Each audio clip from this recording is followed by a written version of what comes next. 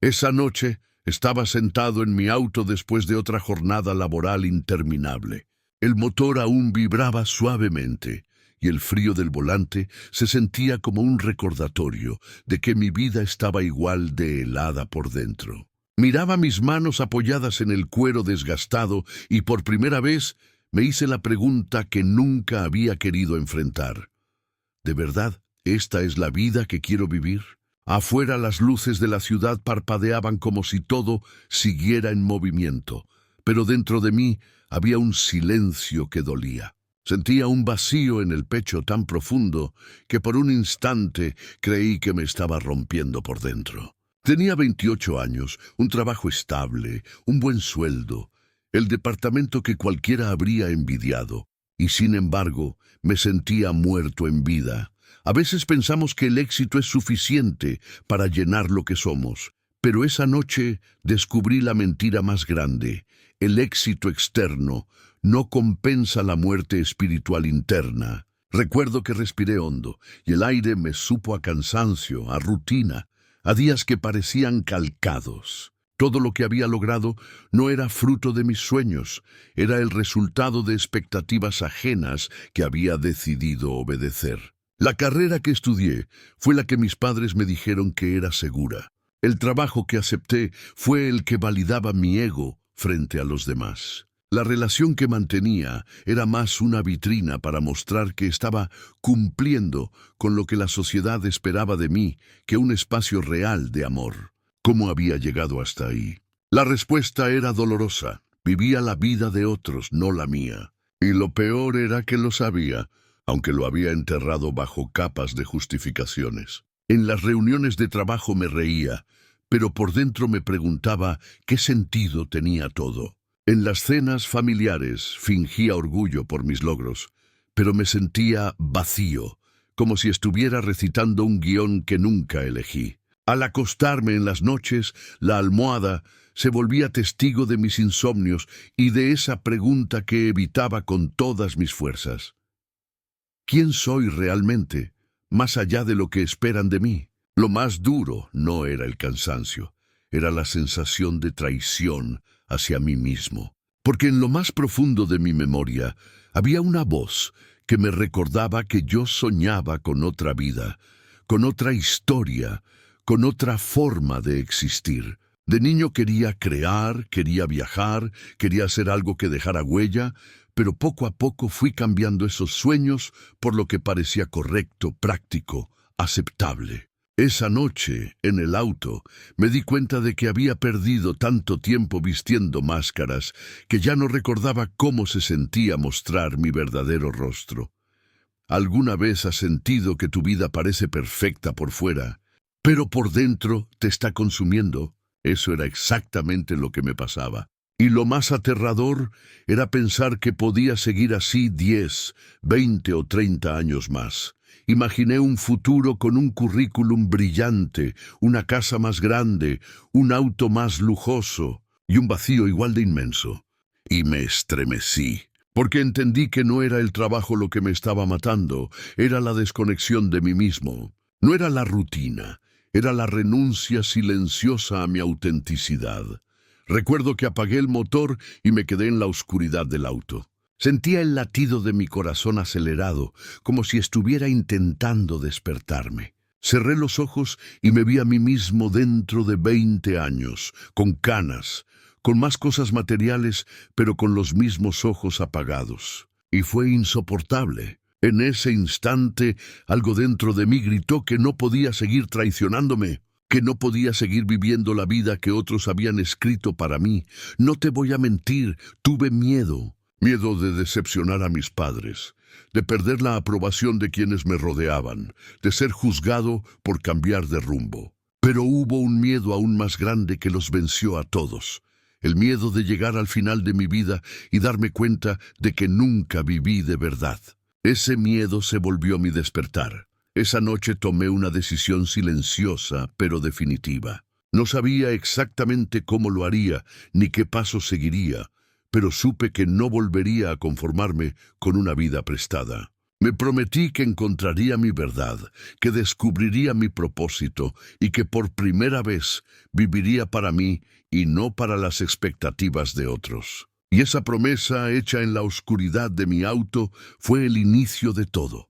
Al día siguiente de esa noche en el auto, algo en mí había cambiado. No lo podía explicar con palabras, pero era como si una grieta se hubiera abierto en la armadura que había llevado puesta durante años. Me levanté con el mismo despertador, me puse el mismo traje de siempre, caminé hacia la misma oficina de siempre, pero todo me parecía falso, como si estuviera dentro de una obra de teatro en la que yo ya no quería actuar. Me di cuenta de que mi vida no era mía, era un libreto escrito por las expectativas de todos, menos por mi propia voz. Y lo más doloroso fue entender que ni siquiera sabía quién era realmente sin esas máscaras. Comencé a cuestionar cada detalle. Me preguntaba si el café que bebía lo elegía porque realmente me gustaba o porque era lo que la gente alrededor consideraba sofisticado. Dudaba si la forma en la que me vestía reflejaba algo mío o si era solo un uniforme social para encajar. Miraba a la persona con la que estaba compartiendo mi vida y sentía un nudo en el estómago porque me preguntaba si la había elegido desde el amor o desde la presión de no quedarme atrás. Era brutal, pero era la primera vez que tenía la valentía de mirarme al espejo sin justificar nada. Recuerdo una conversación incómoda con mis padres. Fue en la mesa de la cocina, un sábado por la tarde. Les dije que sentía que la vida que estaba viviendo no era la que yo quería. Mi madre se quedó en silencio, con la cuchara a medio camino hacia la olla, y mi padre me miró con una mezcla de decepción y desconcierto. ¿Pero de qué hablas? Si tienes todo lo que cualquiera quisiera, me dijo. Y esa frase fue como una daga, porque me hizo darme cuenta de que la definición de éxito que yo estaba siguiendo no era mía, era la de ellos, la de la sociedad, la de todos menos la mía. Me asustó pensar que si seguía en ese camino terminaría siendo un reflejo de los sueños ajenos, pero nunca de los míos.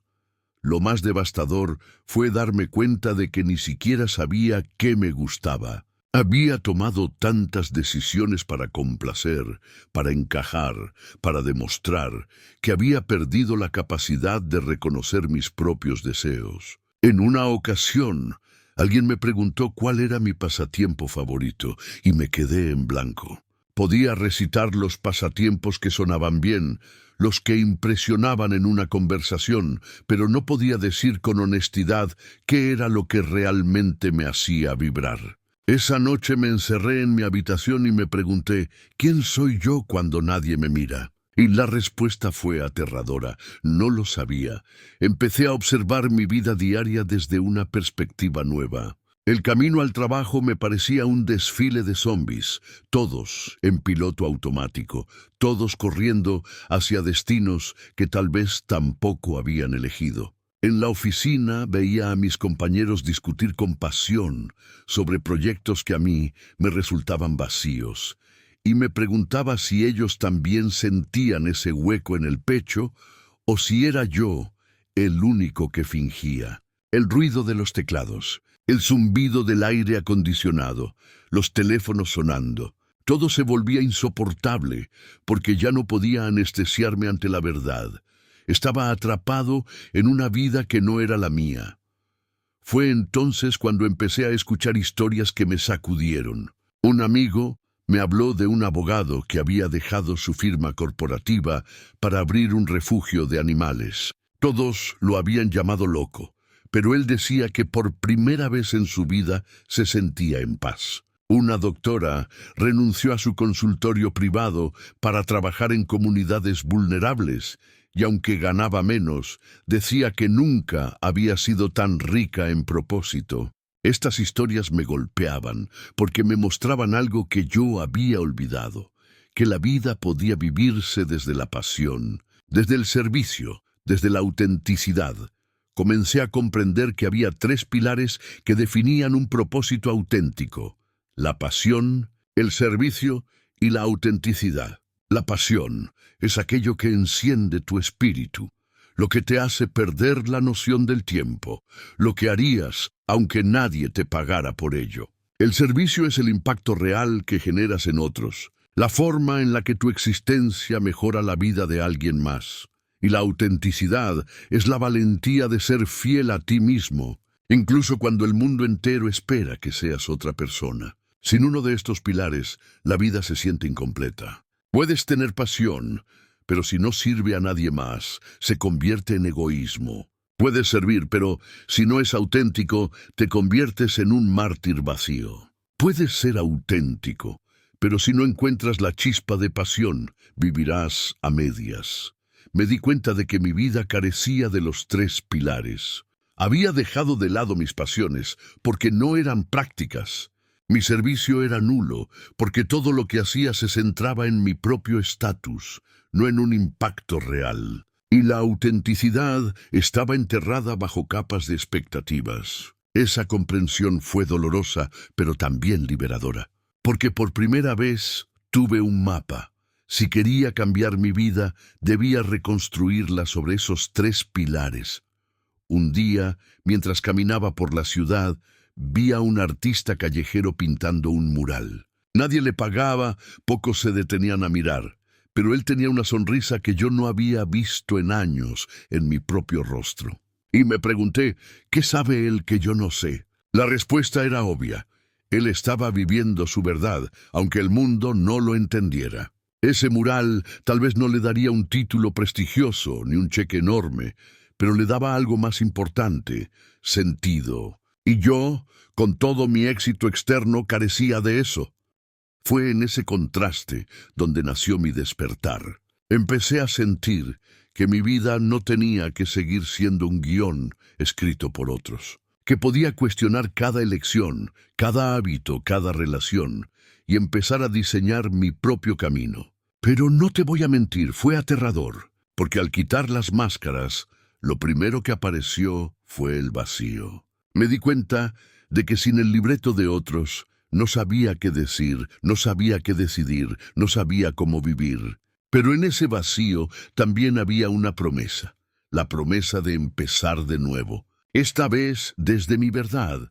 Después de enfrentar ese vacío, entendí que no bastaba con cuestionar mi vida. Necesitaba herramientas para reconstruirla. Y fue así como, casi sin darme cuenta, empecé a descubrir pasos que se convirtieron en una especie de brújula personal. No los encontré en un libro ni en una conferencia, los encontré en la desesperación de no querer seguir viviendo una mentira. Cada paso me dolió, pero cada paso también me acercó más a mí mismo. El primero lo llamo el inventario brutal de la felicidad. Durante 2 semanas decidí registrar en una libreta cada actividad que hacía y cómo me hacía sentir. Desde responder correos hasta almorzar con alguien, desde asistir a una reunión hasta caminar solo por la calle. No me permití engañarme. Si algo me drenaba energía, lo anotaba como un menos. Si algo me daba un chispazo de vida, lo marcaba como un más.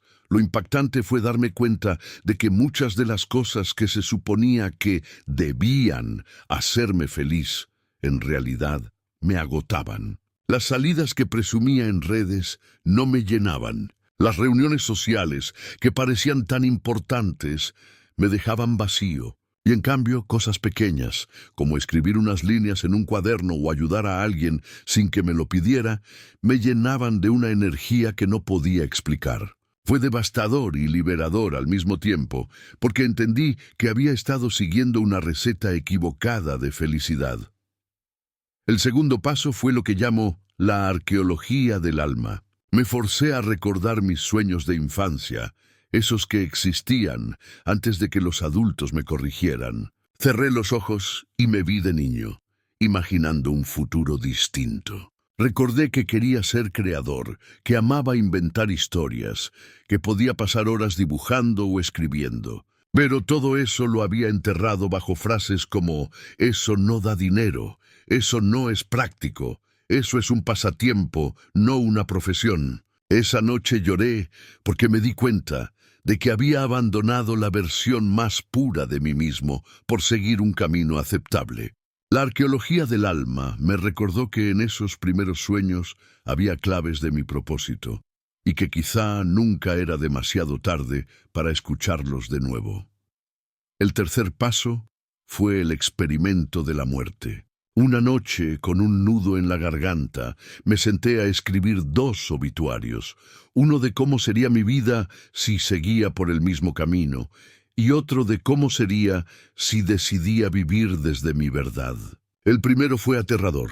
Describí a alguien con logros profesionales, con estabilidad financiera, con una vida aparentemente perfecta, pero sin brillo, sin autenticidad, sin impacto. Ese obituario era como leer una condena anticipada, una vida vivida para otros. El segundo fue distinto.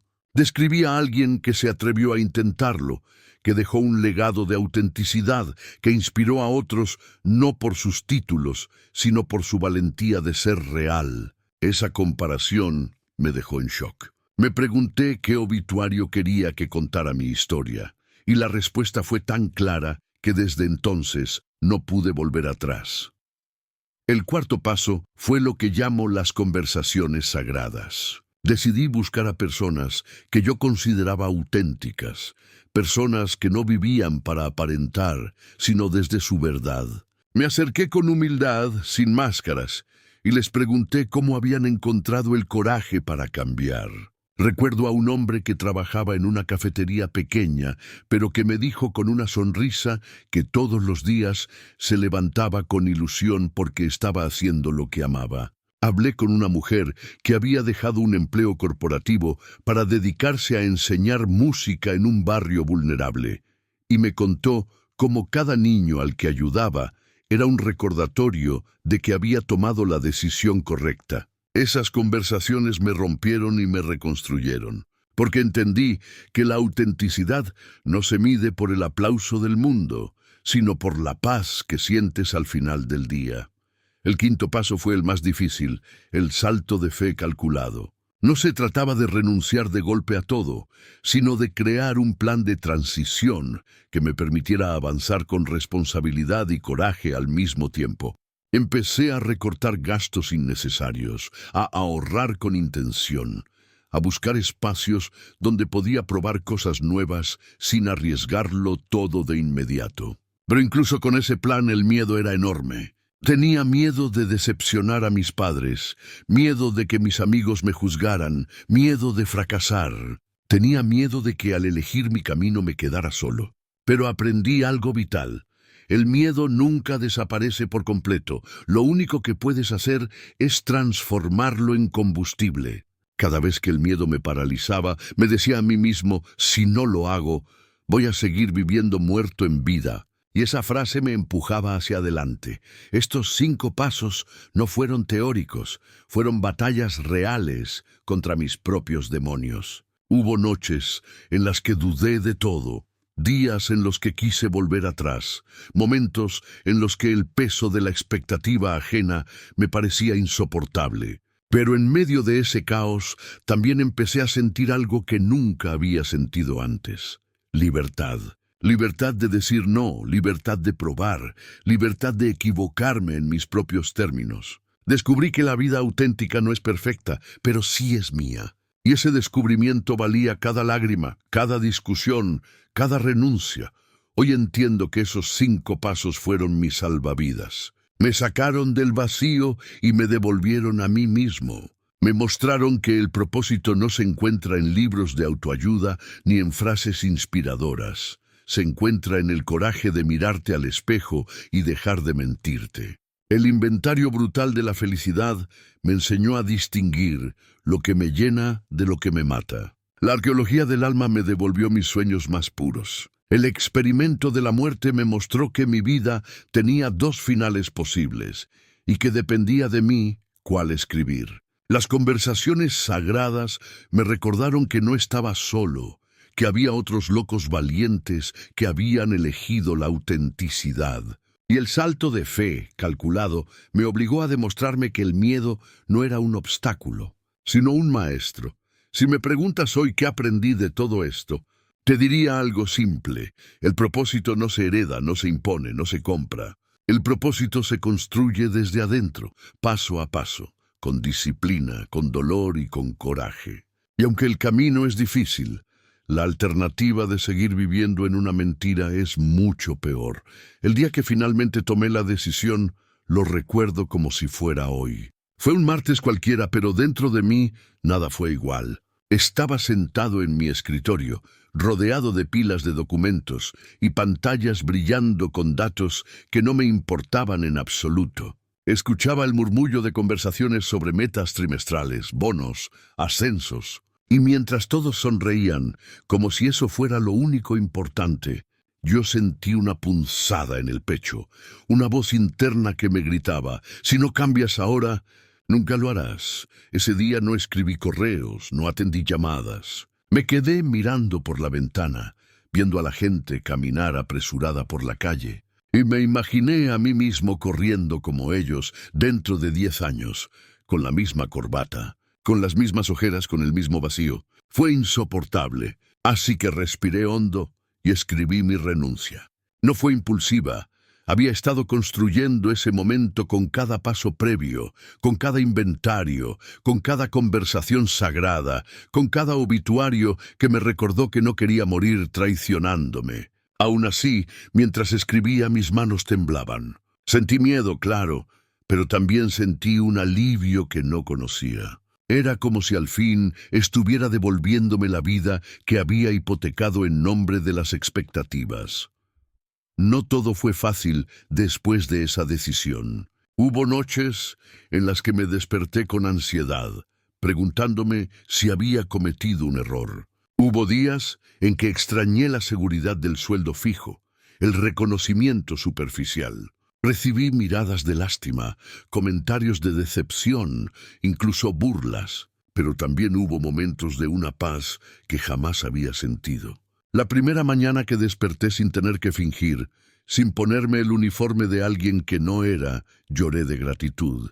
Descubrí que la libertad duele, pero vale cada cicatriz. Mis relaciones también cambiaron. Algunas personas desaparecieron porque ya no podían controlar ni entender mi nuevo camino. Otras se volvieron más fuertes porque por primera vez yo estaba presente de verdad, sin máscaras. Aprendí que cuando eres auténtico, algunas puertas se cierran, pero las que permanecen abiertas se convierten en hogar. Y aunque dolió soltar, entendí que nada real se pierde cuando eliges vivir en tu verdad. Descubrí algo aún más profundo. El propósito no es algo que encuentras allá afuera, escondido como un tesoro esperando que lo desentierres. El propósito es lo que siempre estuvo dentro de ti, pero que habías silenciado por miedo, por costumbre o por obedecer a otros. Yo no encontré mi propósito. Yo quité todas las capas falsas hasta descubrir que ya era parte de mí. Mi pasión por crear, mi deseo de servir, mi anhelo de ser auténtico siempre estuvieron ahí, solo que los había enterrado. Y cuando dejé de traicionarme, comenzaron a florecer. La primera vez que tomé una decisión basada únicamente en mi verdad interna fue mágica. No consulté a nadie, no pedí permiso, no busqué aprobación. Solo escuché esa voz que llevaba años esperando ser atendida. Y aunque era una decisión pequeña, me sentí más vivo que en cualquier logro profesional anterior. Porque por primera vez no estaba viviendo para un aplauso, estaba viviendo para mí. Esa sensación se convirtió en mi brújula. Desde entonces, cada paso que doy, intento medirlo con una sola pregunta. ¿Es fiel a lo que soy? Si la respuesta es sí, avanzo, aunque tiemble. Si la respuesta es no, suelto, aunque duela. Sé que tal vez te estés preguntando si vale la pena arriesgar tanto, si no sería mejor quedarse en lo seguro. Yo también me lo pregunté, pero cada vez que esa duda aparece, pienso en el precio de seguir igual. Pienso en ese futuro lleno de comodidades, pero vacío de alma. Pienso en el día de mi muerte leyendo el obituario equivocado. Y entonces lo tengo claro.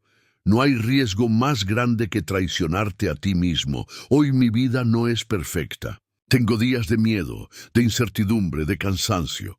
Pero tengo algo que nunca tuve en mi etapa de éxito externo: paz. Paz al despertar, paz al mirar al espejo, paz al saber que lo que hago, lo hago desde mi verdad. Y esa paz no se compra, se construye. Ahora quiero hablarte a ti.